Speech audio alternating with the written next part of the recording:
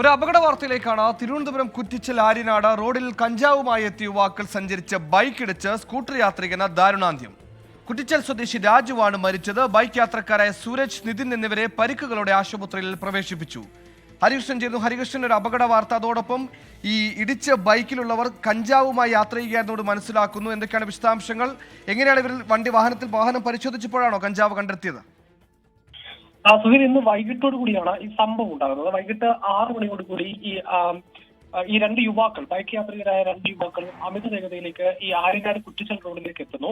ഈ സമയത്ത് സാധാരണ റോഡിലൂടെ പോകുകയായിരുന്ന ഈ രാജു എന്ന ആളെ ഈ അമിത വേഗതയിലെത്തിയ ഈ ബൈക്ക് ഇടിച്ചിടുന്നു. ഈ ഇടിയുടെ ആഘാതത്തിൽ ഈ രാജു തലയിടിച്ച് റോഡിലേക്ക് വീഴുകയും തൽക്ഷണം മരിക്കുകയും ചെയ്യുന്നു. ഇതിനുശേഷം ഈ അപകടത്തിൽ ഇവർക്കും സാരമായ പരിക്കുകൾ പറ്റുന്ന ഒരു സാഹചര്യം ഉണ്ടാകുന്നു.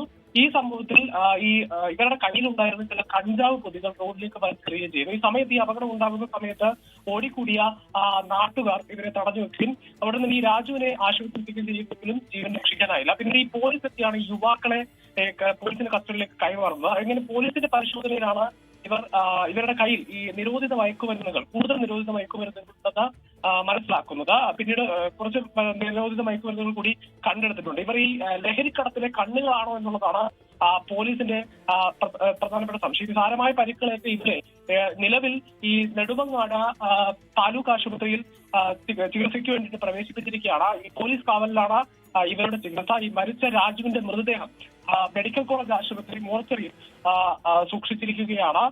ഏതായാലും ഈ സംഭവത്തിൽ നെയ്യാർ പോലീസ് കേസെടുത്തിട്ടുണ്ട്.